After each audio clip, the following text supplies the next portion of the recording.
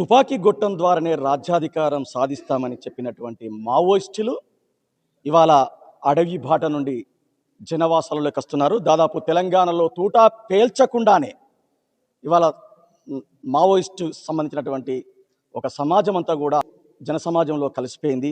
ప్రధానంగా 35 ఏళ్ళ జీవితంలో మావోయిజంలోకి వెళ్ళి అనేక సంఘటనలు అందులో అడవిలో ఉండి తన ఆయుధాలను అప్పగించి జనావాసంలోకి వచ్చినటువంటి తక్కల్లపల్లి వాసుదేవరావు అలియాస్ ఆసన్నతోటి పొడిమి టీవీ పలకరిస్తుంది. నమస్తే అండి. ప్రధానంగా ఏంటంటే తెలంగాణ ప్రాంతం నుండి ఎక్కువగా అంటే నక్సలైట్ ఉద్యమంలోకి పేర్లు, అదే క్రమం లోపల ఒక 30 ఏళ్ళ నుంచి 40 ఏళ్ళ నుంచి వరకు పనిచేసినటువంటి వ్యక్తులందరూ కూడా మళ్ళీ తిరిగి ప్రయాణమయ్యారు. ఈ ప్రస్తావనని మీరు ఎట్లా చూస్తారు? ముందు చెప్పేటువంటిది ఏంటంటే, నేను బయటకు వచ్చింది ముఖ్యంగా అంటే బయటకు వచ్చినటువంటిది ఛత్తీస్గఢ్లో. మహారాష్ట్రలో కూడా మా వాళ్ళే పోయినరు. అక్కడికి మల్లోజుల వేణుగోపాలరావు నాయకత్వంలో పోయినరు. నేను ఛత్తీస్గఢ్లోకి వెళ్ళిన. ఇప్పటికి సంబంధించినటువంటి చెప్పాలంటే ఈ పరిస్థితిని, ఈ మార్పును, ఈ ప్రక్రియను, సమాజంలో వచ్చినటువంటి మార్పులు, జరుగుతున్నటువంటి మార్పులకు అనుగుణంగా ఉద్యమంలో సరైన సమయంలో సరైన నిర్ణయాలు తీసుకోవడంలో ఉన్నటువంటి పరిమితి లేదా వెనుకబడడం అనేటువంటిది, లేటు కావడం అనేటువంటిది, సరైన ఎత్తుగడలు తీసుకోకపోవడం, దాన్ని ఉపయోగించుకొని ఈ ఉద్యమాన్ని, సాయుధ పోరాటం చేస్తున్నటువంటి ఈ విప్లవోద్యమాన్ని నిర్మూలించాలని చెప్పని గత అనేక సంవత్సరాలుగా, 10 సంవత్సరాలుగా తీవ్రమైనటువంటి దమనకాండ కొనసాగించినటువంటి ప్రభుత్వాల దమనకాండ కొనసాగించిన ఫలితంగా జరిగినటువంటి ఇప్పుడు మన ముందున్నటువంటి ఈ పరిస్థితుల్లో అనివార్యంగానే మారిన పరిస్థితికి అనుగుణంగా ఇప్పుడు ఉన్నటువంటి స్థితికి సరి అయినటువంటి మార్గం ఏంటి అని చెప్పనేటువంటిది ఆలోచించి మేము ఇట్లాంటి నిర్ణయం తీసుకున్నాము.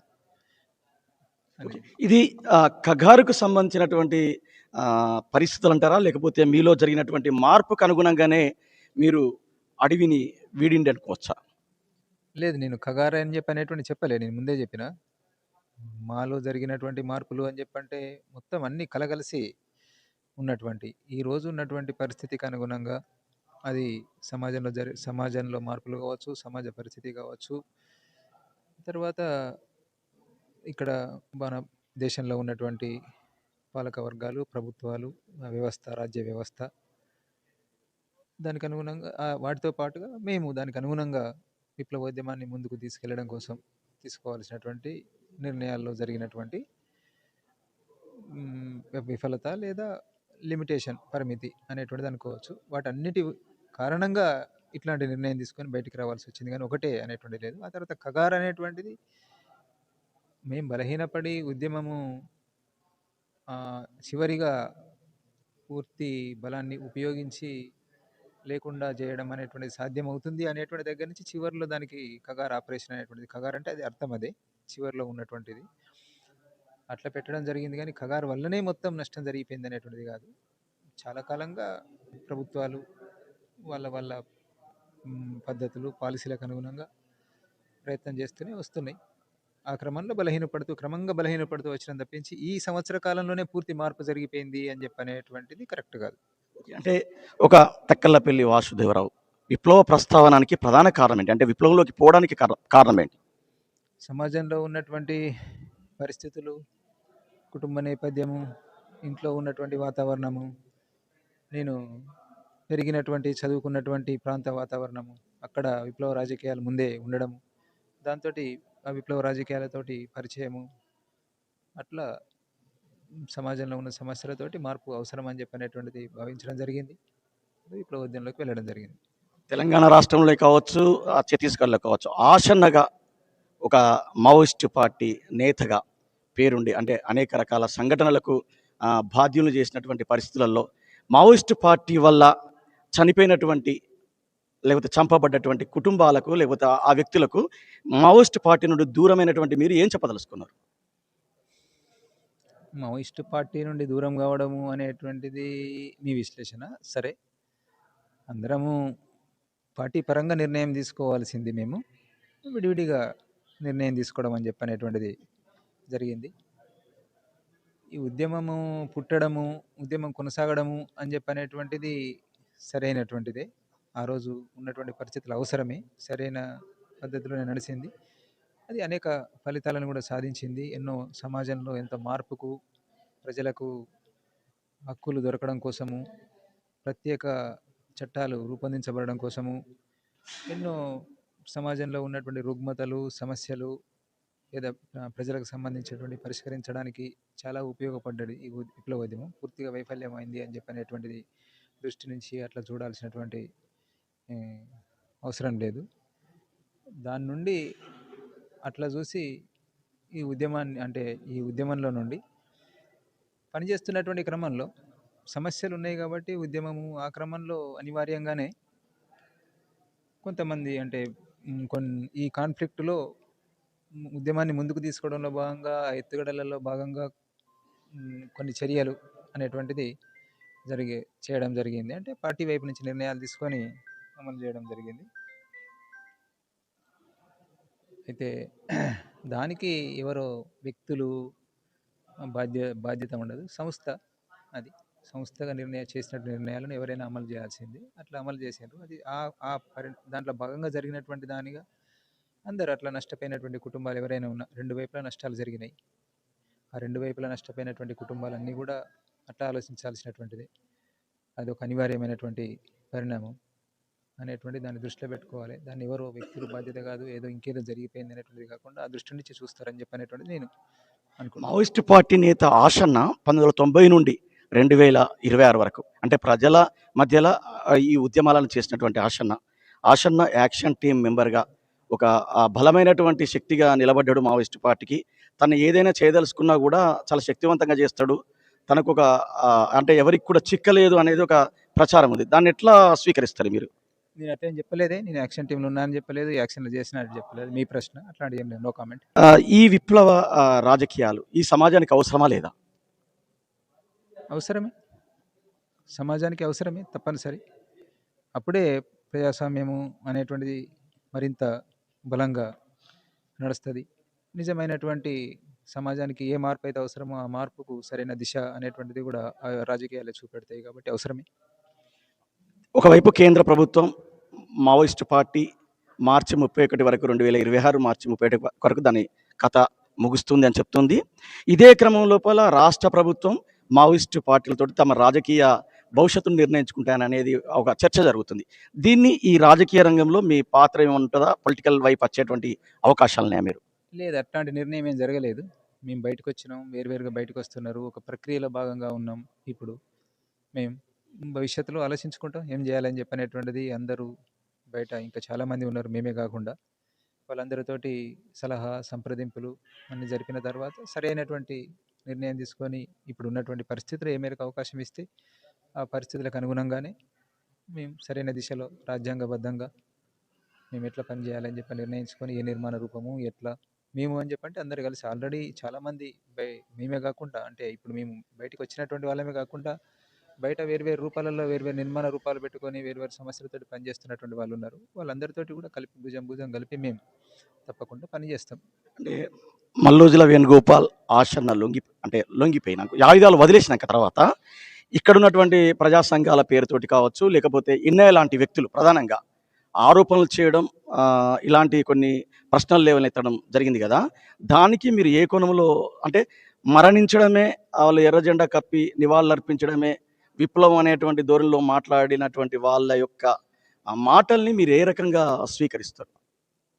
ఏం లేదు, వాళ్ళు ఆ రోజు ఉన్నటువంటి ఆ పరిస్థితుల్లో అప్పటిదాకా అదే సరి అయినటువంటిది అని చెప్పనే వాతావరణము ముందు నుండి కొనసాగుకుంటూ వస్తున్నది. దాని నుండి విప్లవోద్యమం నష్టపోతున్నది కదా అనేటువంటి ఆందోళనతోటి మాట్లాడి ఉండొచ్చు, తొందరపడి మాట్లాడి ఉండొచ్చు, ఇంకేదైనా కానీ మేము అట్లాంటి దానికి ఎక్కువ రెస్పాండ్ కావాలని చెప్పి అనుకో. ప్రజలు కదా, ప్రజలు ఏమనుకుంటున్నారు అనేటువంటిది ముఖ్యం. మేము ప్రజలతో పాటు కలిసి ఉండాలని చెప్పి అనుకుంటున్నాం కాబట్టి కొంతమంది వ్యక్తులుగా మాట్లాడేటువంటి వాటికి అంత ప్రాధాన్యత ఇవ్వదలుచుకోలేదు.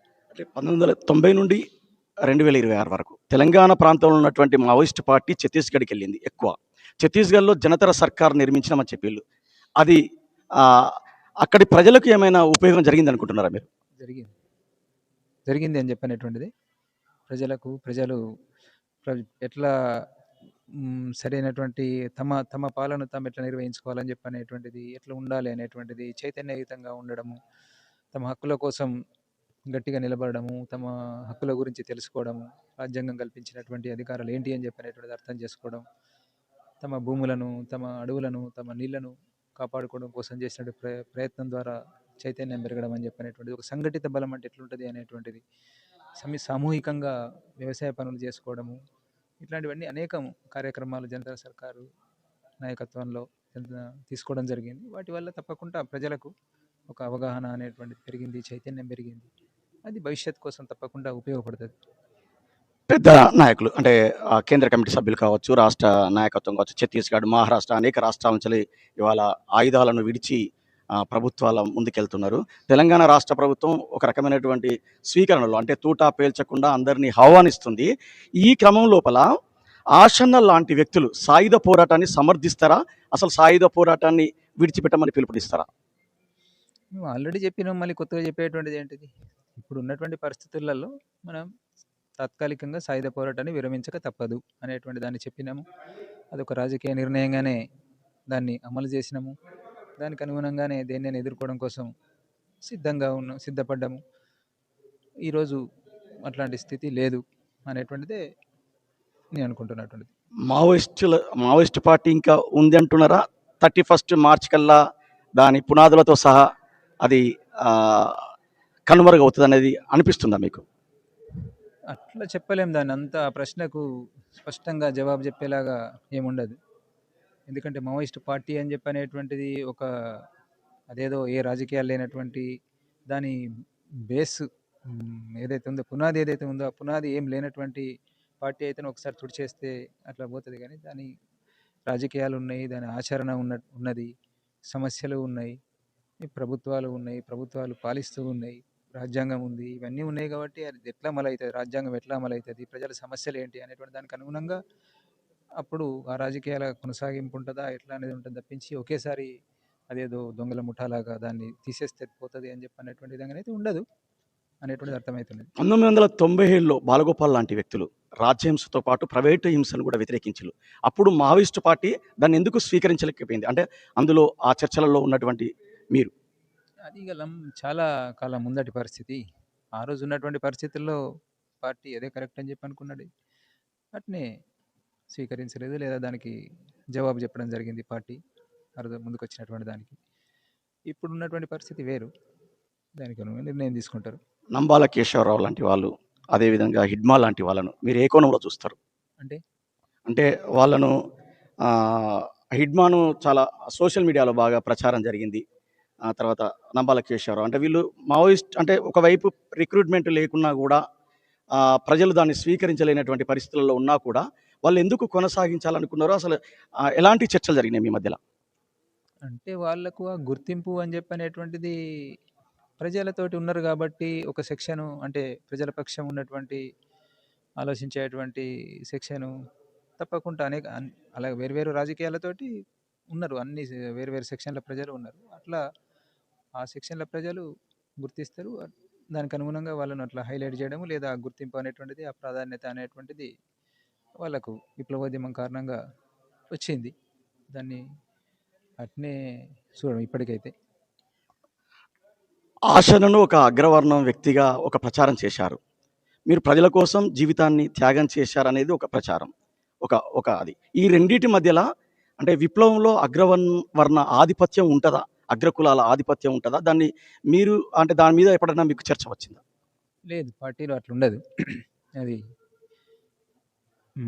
ఇప్పుడు బయటకు వచ్చినటువంటి దేవ్జీ తను ఏ క్యాస్ట్ అని చెప్పనేటువంటిది చివరి సమయం వరకు 2025 వరకు కూడా నాకు కరెక్ట్గా, అంటే ఏదో కావచ్చు, ఏదో బీసీ క్యాస్ట్ కావచ్చు అని చెప్పనేటువంటిది నేను అనుకుంటున్నా, కానీ నాకు తెలియదు క్యాస్ట్లో ఎవరి క్యాస్ట్ ఏంటిది అని చెప్పనేటువంటిది, దానికి అనుగుణంగా ఆలోచించడం అనేటువంటిది అట్లేమి ఉండదు పార్టీలో.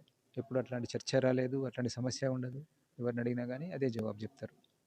పీపుల్స్ వార్ పార్టీ నుండి మావోయిస్ట్ పార్టీగా పరిణామ క్రమంలో వెళ్ళినటువంటి మావోయిస్టు పార్టీ ఆయుధాన్ని పరంగా ఆలోచించినటువంటి విధంగా ఈ భారతదేశంలో ఉన్నటువంటి కుల సమాజాన్ని ఆలోచించకపోవడం వల్లనే దాని ఫెయిల్యూర్‌కి ఒక కారణం అంటారు. దాన్నేమంటారు మీరు? లేదు ఇప్పుడు దాంట్లో పోవాలనుకోవడం లేదు. ఇప్పుడు ఉన్నటువంటి పరిస్థితిలో అట్లాంటి చర్చలకు గాకుండా అనేకమున్నాయి ఇప్పుడు. వాటన్నిటిని ఎట్లా సమన్వయం చేసుకొని, వాటిలో ఉన్నటువంటి పాజిటివ్‌ని ఎట్లా తీసుకొని మేము ముందుకు పోవాలి అనేటువంటిది ఆలోచిస్తాం. తొందరపడి దేని మీద ఏ కామెంట్ చేయదలుచుకోలేదు. అట్లాంటి వివాదం అయ్యేటువంటి దాంట్లో మీరు లాగినా గానీ మేము రాదలుచుకోలేదు. తెలంగాణ ప్రజలకు లేకపోతే మీరు పనిచేసిన ఛత్తీస్‌గఢ్ ప్రజలకు మీరొక ఆషన్నగా లేకపోతే తక్కలపల్లి వాసుదేవరావుగా ఈ సమాజంలోకి వచ్చినటువంటి ఒక మావోయిస్టు నాయకుడిగా ఎలాంటి పిలుపునిస్తున్నారు? ఏం చెప్పదలుచుకున్నారు మీరు? ప్రజలతోటే ఈ ఉద్యమాలు నిర్మించబడ్డాయి. అనేకం మనం సాధించుకున్నటువంటిది ఉంది. సంఘటిత ప్రజల శక్తి ఏంటిది అని చెప్పనేటువంటిది ఎన్నో మన ముందు ఉదాహరణలున్నాయి. చాలా సమస్యలను పరిష్కరించుకుంటూ చైతన్యం అనేటువంటిది గూడా పెరిగి వచ్చింది. కాబట్టి భవిష్యత్తులో గూడా ఇప్పుడున్నటువంటి వ్యవస్థ సరిగ్గా నడిచేలాగా, లేదంటే సమాజం సరిగ్గా ఉండేలాగా ప్రజలు మరింత చైతన్యయుతంగా, మరింత సంఘటిత శక్తితోటి పనిచేయాల్సినటువంటి అవసరం ఉంది అని చెప్పనేటువంటిది అందరూ గుర్తించాలి. తమ ఓటును అమ్ముకోవడం లాంటి అట్లాంటి ఎన్నో అనేక రుగ్మతలు లేదా సమస్యలున్నాయి ఈ సమాజంలో. వీటన్నింటినీ రూపుమాపడాల్సినటువంటి అవసరం ఉంది. దాంట్లో ప్రజల భాగస్వామ్యంతోటే ఇవి జరగాలి. అట్లాంటి రాజ్యాంగాన్ని నమ్మని మావోయిస్టులు ఇవాళ రాజ్యాంగాన్ని చేతపట్టుకున్నారు. ఈ రాజ్యాంగం ద్వారా ప్రజలకు ఏ విధంగా ప్రజల్లో కలిసి ప్రజలతోటి ఉద్యమాలు చేసేటువంటి పరిస్థితి మనకు కనిపిస్తుందా? చేయొచ్చు. రాజ్యాంగాన్ని నమ్మడము, నమ్మకపోవడం అని చెప్పంటే మీకు అట్లా ఎన్నో నేను చెప్పాలనుకుంటే మేము రాజ్యాంగపరంగా మా పార్టీ నాయకత్వంలో జరిగినటువంటి సమస్యలను తీసుకొని రాజ్యాంగబద్ధంగానే ఇప్పుడు అమల్లో ఉన్నటువంటి చట్టాలకు అనుగుణంగానే పనిచేసినటువంటిదే ఎక్కువ ఉంది. అరెస్ట్ అయితే వాళ్ళను విడుదల చేయాలని చెప్పి డిమాండ్ చేయడం కానీ, కోర్టుకు హాజరుపరచాలని చెప్పడం కానీ, కోర్టు నుంచి బెయిల్ తీసుకోవడం విషయంలో కానీ, లేదని చెప్పంటే ప్రజలకు నిర్వాసిత సమస్య వచ్చినప్పుడు నిర్వాసిత సమస్యకు వ్యతిరేకంగా రాజ్యాంగంలో ఉన్నటువంటి అధికారాలు, వాళ్ళకు కల్పించినటువంటి చట్టాలు, ప్రత్యేక చట్టాలు, వాటికి అనుగుణంగానే పోరాటాలు ఇవన్నీ కూడా జరిగినాయి. ఇప్పుడు కూడా అదే విధంగా జరుగుతుంది. ఈ ఊరికి వచ్చారు కదా, మీ సొంత ఊరు, మీరు చదువుకున్న ప్రాంతానికి వచ్చారు కదా అనేక ఏళ్ళ తర్వాత. ఈ పరిస్థితులు అంటే మీరు బయటికి రావడం ఒక ఎత్తు అయితే, మిమ్మల్ని అక్కున చేర్చుకున్న ఈ పల్లెకు రావడం, అప్పుడున్న పల్లెకు ఇప్పుడున్నటువంటి పరిస్థితులకు చాలా వ్యత్యాసం ఉంది కదా. ఈ వ్యత్యాసంలో అప్పుడున్న సమాజానికి ఇప్పుడున్న సమాజానికి చాలా వ్యత్యాసం ఉంది. ఈ రెండింటి మధ్యలో మీ జీవన విధానం, ఇక్కడ కలిసినటువంటి ప్రజలు మీ మీద చూపించినటువంటి ప్రేమ, చాలామంది మిమ్మల్ని ఫ్రెండ్స్ అని వీళ్ళు కలుస్తున్నారు అంటే మీకున్నటువంటి సాన్నిధ్యంతో, వీటన్నింటిలలో మారిన పల్లెల మీద, మారాలనుకుంటున్నటువంటి సమాజం మీద మీరు ఇచ్చేటువంటి ఒక మంచి సందేశం ఏమనుందా? ఒకటైతేనేమో ఇంతమంది ఇట్లా గుర్తించడం అని చెప్పి అనేటువంటిది నన్ను వ్యక్తిగా కాదు, ఆ పార్టీ విప్లవోద్యమము, ఆ విప్లవోద్యమం సాధించినటువంటి ఫలితాలు, ఆ చైతన్యము, దాంట్లో భాగంగా నేను ఇంతకాలం పనిచేసి వచ్చినా కాబట్టి దాని నుండి నాకు అంటే ఇట్లా వచ్చి కలవడం కానీ, గుర్తింపు లేదా మర్యాద ఇవ్వడం అనేటువంటిది జరుగుతున్నది. ఇంకేం అడిగారు? మీరు ఈ గ్రామానికి రావడం వల్ల ఇక్కడికి ఇలాంటి పరిస్థితుల మీద అంటే ఈ మార్పులను మార్పులు జరిగినాయి, కానీ మార్పులు కొంత దాంట్లో ఎప్పుడు కానీ ఏ మార్పుకైనా కానీ పాజిటివ్ ఉంటుంది, నెగిటివ్ ఉంటుంది. ఆ పాజిటివ్ని కనుక కరెక్ట్గా ఇప్పుడు జరిగిన టెక్నాలజీ పరంగా జరిగిన మార్పులు కావచ్చు, ఇంకా ఇతర మార్పులు కావచ్చు, వాటిని సరిగ్గా సద్వినియోగం చేసుకుంటే తప్పకుండా మనం ముందుకు పోతామని చెప్పనేటువంటిది ఇప్పుడు ఉన్నటువంటి విద్యార్థులు, యువకులు వాళ్ళ భాగస్వామ్యాన్ని పెంచేలాగా సరైన విధంగా నిర్ణయాలు తీసుకొని సరైన విధంగా పనిచేస్తే మంచి సమాజం నిర్మాణం చేసుకోవచ్చు. ఇంకా మావోయిస్ట్లో పనిచేయాలనుకుంటున్న ఎవరైనా ఉంటే వాళ్ళను మీరు బయట సమాజానికి రమ్మని పిలుపునిస్తారా? ఇప్పుడు ఉన్నటువంటి లోపల ఉన్నటువంటి వాళ్ళని రావాలని చెప్పనేటువంటిది నేను పదే అప్పీల్ చేస్తున్నాను. ఇప్పుడు కూడా చెప్తున్నా. ఇప్పుడు అక్కడ ఉండి మనం చేయగలిగింది ఏమీ లేదు. ఇప్పుడు ఉన్నటువంటి పరిస్థితులలో బయటకు వచ్చి ఉన్నటువంటి అవకాశాలు చాలా ప్రతికూలతలే ఉన్నప్పటికీ కూడా ఈ ప్రస్తుతం ఉన్నటువంటి అవకాశాలను వినియోగించుకొని ప్రజల మధ్య పనిచేయడం కోసం మనం ప్రయత్నం చేయాల్సినటువంటి అవసరం ఉన్నది.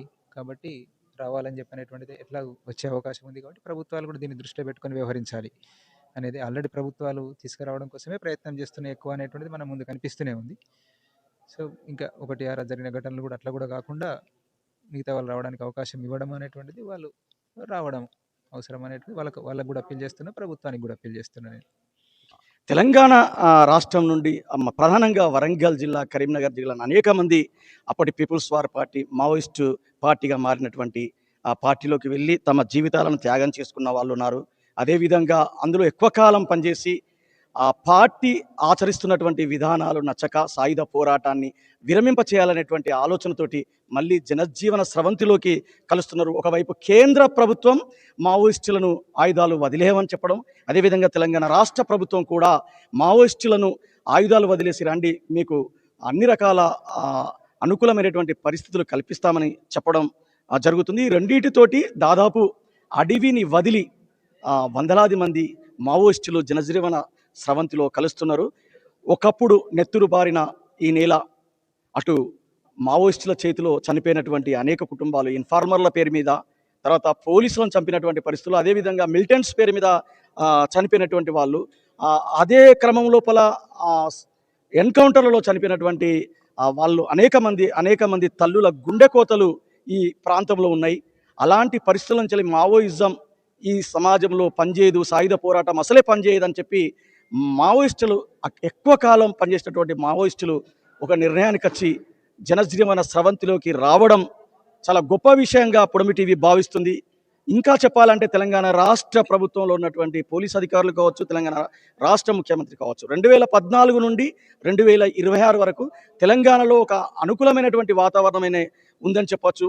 తెలంగాణ 14 కంటే ముందున్నటువంటి వాతావరణాన్ని కంటే ఒక భిన్నమైన వాతావరణంలో ఇక్కడి ప్రజలు ఉన్నారు. చాలామంది విద్యావంతుల ఇల్లు చాలా దేశాలకు వెళ్ళినటువంటి పరిస్థితి ఉంది. ఉద్యమ ప్రభావాలు లేకపోవడం, ఉద్యమంలోకి వెళ్ళాలనేటువంటి ఆలోచన లేకపోవడం, అటు రిక్రూట్మెంట్ అనేది లేకపోవడం వల్ల మావోయిస్టు పార్టీ తన అస్తిత్వాన్ని కోల్పోయేటువంటి పరిస్థితులలో జనంలోకి వచ్చి ప్రజాస్వామ్యయుతంగా రాజ్యాంగబద్ధంగా ఈ సమాజంలో నివసించాలనుకుంటున్నారు.